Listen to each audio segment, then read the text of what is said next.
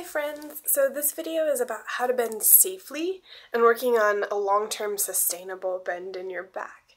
One thing that a lot of people really focus on when they start bending and don't know any better is improving their bend in their lower back, because that's usually the first thing to go, and it's a lot easier than trying to stretch up where you have things like ribs to get in your way and make your bend a little bit more challenging. That's really dangerous though, because you have this really important nerve called your sciatic nerve that connects through the base of your spine. And if you overwork it, or if you're unsafe in the ways that you bend your lower back, you can actually end up with persistent sciatic nerve pain, which is as fun as it sounds. It basically ends up in having pain that shoots down through the back of your hamstrings that there's really not anything you can do about. So that's definitely what we want to avoid. Okay, so when I say dumping all of your bend into your lower back, in a cobra, this is what I mean. You push up and all of your bend goes straight into that lower back. Now I'm trying to be safe here and I'm engaging my muscles in ways that you don't see, but it's still not something that I would practice regularly, and it's pretty uncomfortable. I can feel a lot of pressure right here at the base of my spine, and that's bad.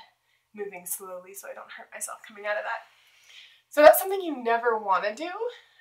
Even if it feels natural for your back to bend there, it's worth it to lose a little bit of depth for a while and get your bend into a safer place before continuing on with your bending. So where do you want to bend from? Ideally, you want to be bending from your mid-back. So it's sort of about where the bottom of your rib cage connects, right here. This is a really sustainable spot for deep bends. So that's sort of the spot that I want to think about. Now at the same time, you do want to have a consistent and even bend through your whole spine. But when you think about bending from your mid-back there, you're sort of pulling everything forward. And you see how my back bends uniformly if I'm sort of leading with those bottom ribs. So that's really what we want to be going for in order to stay safe and to keep ourselves from having sciatic nerve pain in the future. So how do you actually make that happen? Well, you really need to find your mid-back so that you can start to lead with it. So the first things that I would sort of do are Sphinx pose, which is that cobra that I showed you earlier, but with your arms on the ground. So I come down onto my belly, I put my hands right in front of my shoulders, just a little bit. You might need to walk them out a little bit further depending on how bendy you are. And I'm going to leave my belly button on the ground as I push up. If I leave my belly button on the ground, you can see my bend is a lot higher up my back than if I were to go here. This is bad, but this is good. So I'm not bending uniformly here, I'm just targeting my lower back, or my mid-back, sorry, no lower back, my mid-back.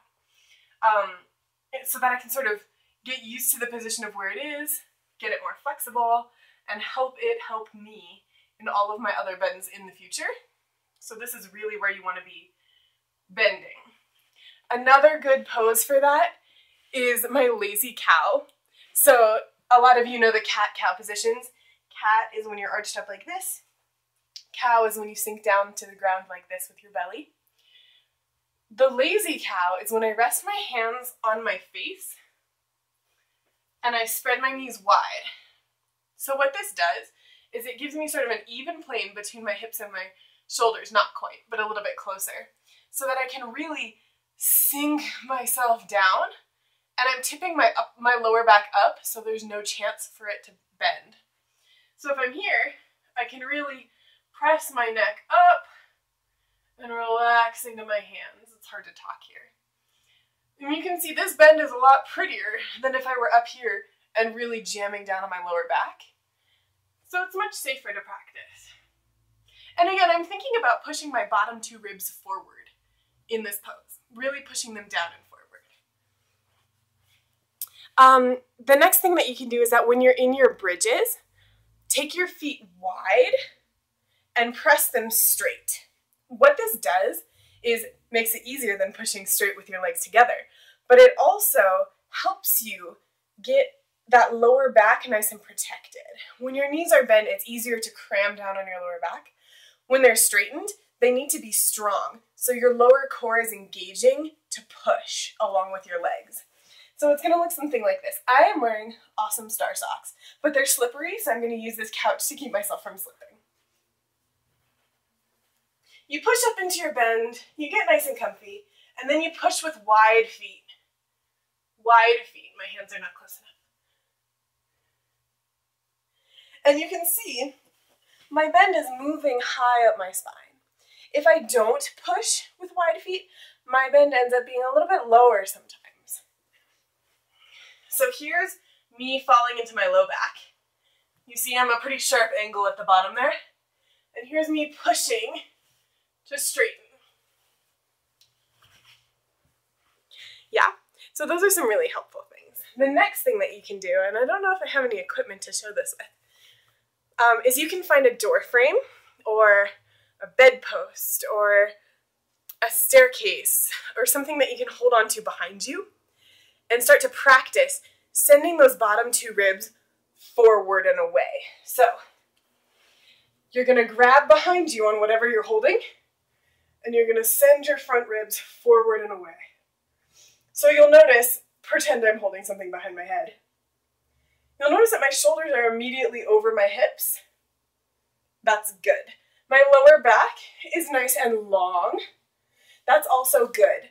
And my bend is really initiating from the center and pressing out. That's good news. Now I'm pretty bendy, so I start to make an angle here, but that's okay. In a lot of my bends where I want to be more even, I can do that by engaging my muscles. But here, I'm really bending in my mid-back. If the door frame trick is not enough for you, it is uncomfortable, you can do this next one, which is a little bit funky, but you can actually use your own legs. So it's harder to see the bend here, but what's going to happen is I'm reaching around, grabbing my thighs, and using that to pull myself back. So it looks like this. Reach around, grab your thighs, and start to pull back. This is the more advanced version of the posture. If you're not here yet, don't worry. Just enjoy and be inspired. You'll get there someday soon, I promise. So yes, the next part is how to get into a good bend.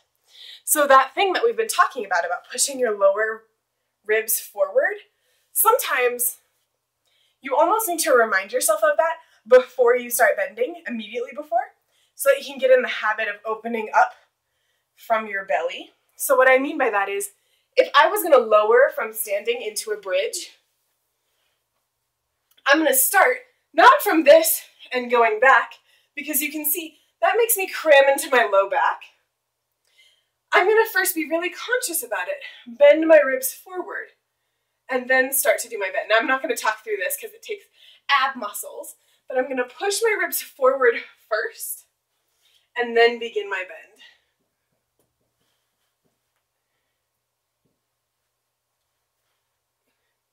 And you can see when I come out, I come to the same position, and the last thing to come back is my mid section. So that's how you have a little bit of a safer bend, protect your low back, and have a lot better technique, which looks prettier anyway. So happy bending. See you next time.